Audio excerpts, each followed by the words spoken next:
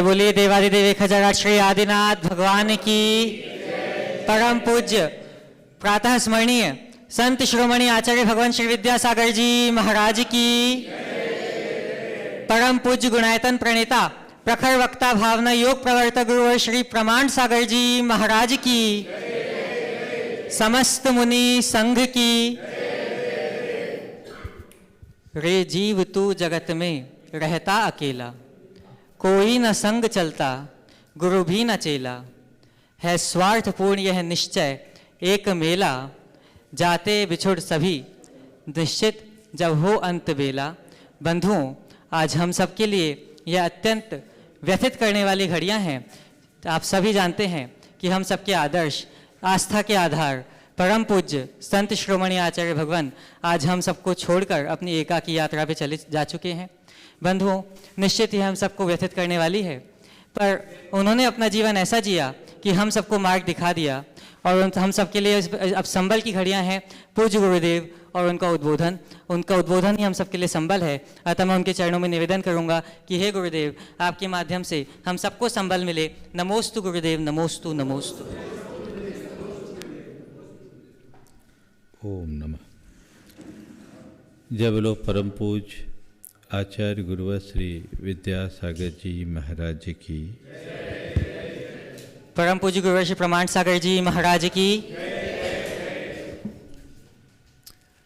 आज की घटना जैसे ही कानों में आए, एक पल के लिए एकदम स्तब्ध रह गया, मुख से स्वर नहीं निकले। घटना शॉक जैसी, ऐसा लगा कि गुरुदेव का हाथ अब हमसे हट गया।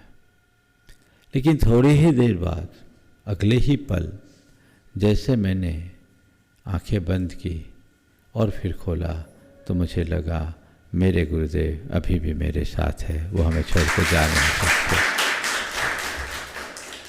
वे पार्थिव रूप में आज हमारे साथ भले नहीं है, लेकिन उनकी चेतना आज भी हम सबके साथ जुड़ी है। वह एक व्यक्ति नहीं थे, एक विभूति थे। वे दीप नहीं थे, ज्योति थे। वो प्रकाश सारे भूमंडल में फैल रहा है और मुझे पूरा विश्वास है यावत चंद्र दिवाकरो फैलता रहेगा। उन्होंने अपने जीवन काल में हम सबके लिए जो कुछ दिया है, वो किसी एक पीढ़ी को नहीं दिया, पूरे युग को दिया है। और ये युग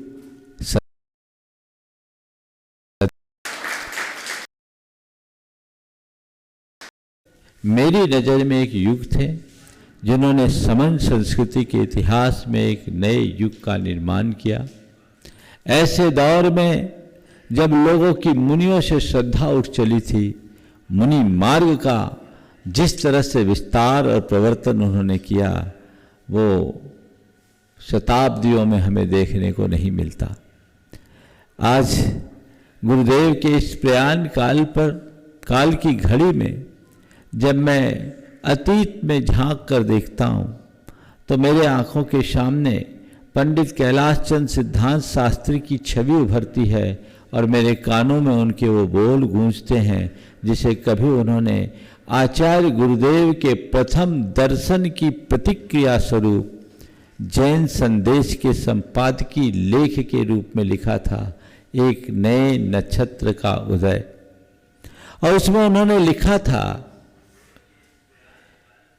कि मेरी तो नमोकार मंत्र से श्रद्धा भी उठ चली थी। मैं नमो अरिहंतानम और नमो सिद्धानम के अतिरिक्त नमोकार मंत्र के शेष 3 पदों का उच्चारण भी नहीं करता था।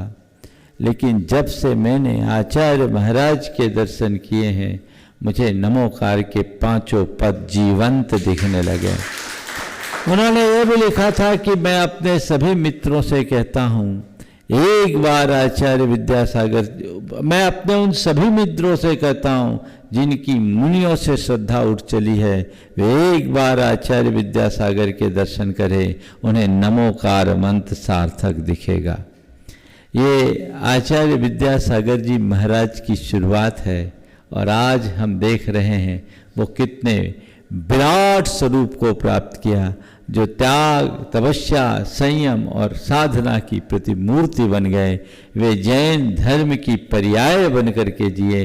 आज दुनिया में कहीं भी बात करो, आचार्य विद्यासागर का नाम आते ही जैन धर्म की बात आ जाती है और जैन धर्म का नाम आते ही आचार्य विद्यासागर की छवि उभर जाती।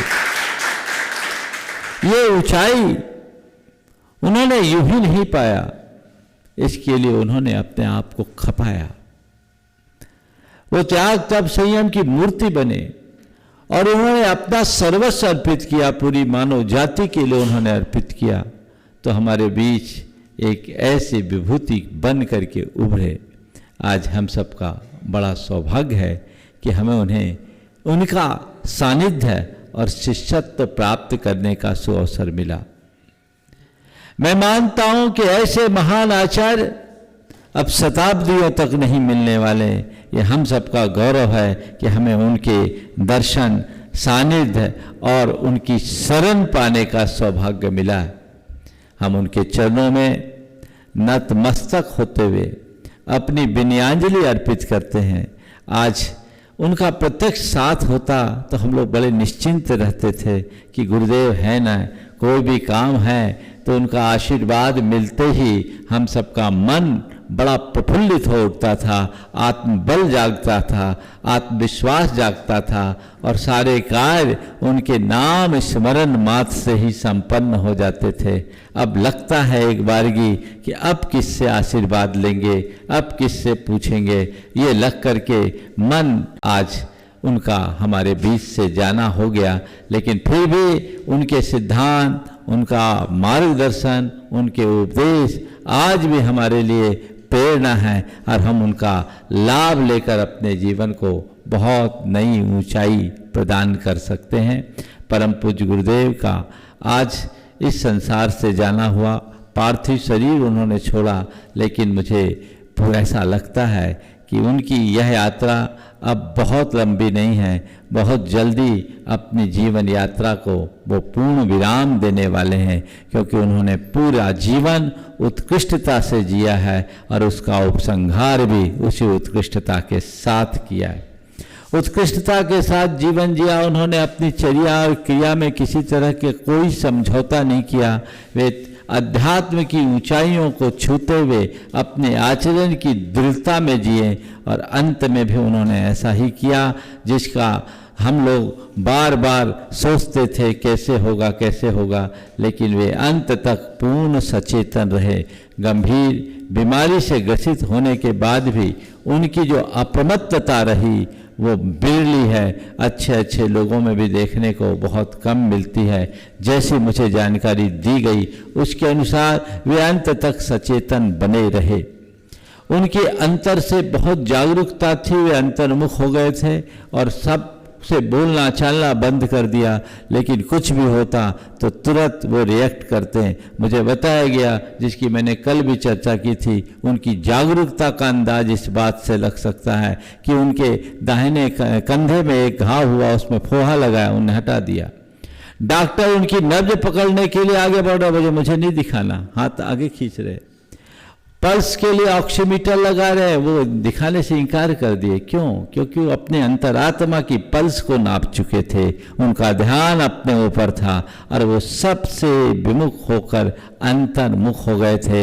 यही अंतर्मुखता एक साधक के जीवन की सबसे बड़ी पूंजी होती है, जिसे उन्होंने पूरी तरह से सुरक्षित रखा और उसे अपने साथ लेकर गए। हम सबके लिए एक बहुत बड़ा आदर्श है। हमारे संघस्थ बड़े मणिराज, योग सागर जी महाराज, समता सागर जी महाराज और अन्य महाराज ने बहुत तत्परता के साथ उनकी सेवा की और अंत में पूरे मुनि संघ की उपस्थिति में नमोकार की मंगल ध्वनि के श्रवण के साथ उन्होंने इस शरीर को विसर्जित किया और उनकी चेतना उस ऊंचाई को छू ली। निश्चित ये उनके जीवन यात्रा की एक बहुत बड़ी उपलब्धि है। हम लोगों के लिए अब उनका प्रत्यक्ष लाभ तो नहीं मिलने वाला, पर मैं तो ये मानता हूँ कि हमारे हृदय में जब तक वो बैठे हैं हम उनके लाभ से कभी वंचित नहीं होंगे। उनका वही आशीर्वाद हम सब पर होगा और वो हम उनके आदर्शों के अनुरूप काम करेंगे तो हमको ऊपर से भी उनका आशीर्वाद मिलता रहेगा, उनकी प्रसन्नता बनी रहेगी और वही प्रसन्नता हम सबके जीवन का आधार बनेगा, हम सबके जीवन के लिए वरदान बनेगा। तो हम उनके आशीर्वाद के आकांक्षी हैं और यही भावना भाते हैं कि गुरुदेव आपने जो मार्ग हम सबको दिया है हम उस मार्ग पर चलते रहें और आपके द्वारा आरोपित इस वटवृक्ष की शाखा को और दिग दिगंत तक फैलाने में अपना योगदान देते रहें। यही हमारी जीवन का लक्ष्य है, मकसद है, पुरुषार्थ है। इसके अतिरिक्त हम लोगों की और कोई चाह नहीं है। आपने लगता है कि अब बहुत जल्दी इस दुनिया से चले गए, लेकिन मुझे ऐसा भी लगता है कि महान आत्माओं को नियति कुछ जल्दी ही बुलाती है। पर मैं यही समझता हूँ कि शायद आपके जीवन में अब ज़्यादा संसार नहीं बचा है, इसलिए इस दुनिया से आज जल्दी चले गए। और जल्दी और विलंब का सवाल नहीं है, सवाल तो है कैसे गए। उन्होंने जिस तरह से रत्नत्रय की साधना की वही साधना और आराधना उनकी अंत तक बनी रही। हम उसके आगे बहुत ही अभिभूत हैं। हम लोगों के मन में चिंता थी लेकिन वो सारी चिंता निर्मूल हो गई। ये आचार्य महाराज के महान व्यक्तित्व की बहुत बड़ी झलक है।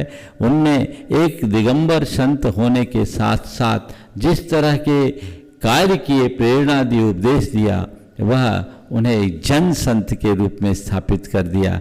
आज भारत के प्रधानमंत्री ने जो उद्गार व्यक्त किए ये उनकी युग प्रवर्तक छवि को उद्घाटित करता है कि किस तरीके से उनकी दृष्टि थी और उनसे लोग किस तरीके से प्रभावित थे।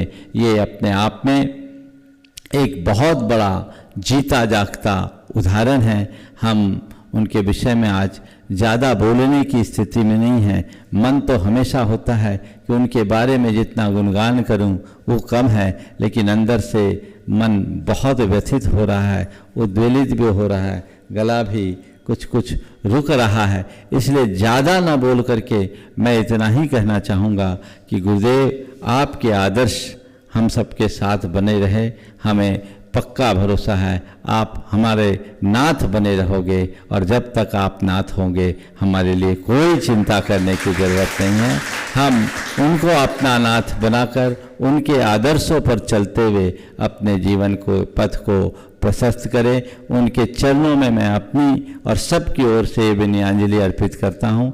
यद्यपि आज के समय में कहने की भी मानसिकता मेरी नहीं थी, पर यही भाव सोच करके मैं चला कि चलो गुरु चरणों में विनयाञ्जलि का एक अवसर मिलता है तो अपनी ओर से विनयाञ्जलि जरूर आज प्रकट कर लेता हूँ। सारे संघ के सभी सदस्य, सभी महाराज और आर्यिकाएँ सब व्यथित, सारे त्यागी व्यथित और सारे भक्तगणों के हृदय में वह दुख है, व्यथा है, लेकिन इसके आगे कुछ कहा नहीं जा सकता। हम यही भावना भाते हैं कि हे भगवान, आपने अपने रत्नत्रय की निर्बाध आराधना कर अपने जीवन का कल्याण किया। हमें भी ऐसी शक्ति दें, ऐसा साहस दें ताकि हम आपके बताए मार्ग के अनुसार अपने रत्नत्रय का पालन करते हुए अपने जीवन यात्रा को पूरा कर सकें और संसार के आवागमन से मुक्त हो सके। हमें आपका आशीर्वाद हमेशा बना रहेगा और वही आशीर्वाद हम सबकी शक्ति बनेगी। इसी भाव के साथ गुरुदेव के चरणों में नमन अर्पित करते हुए यहीं पर विराम ले रहा हूँ। बोलिए अहिंसा परमो धर्म की।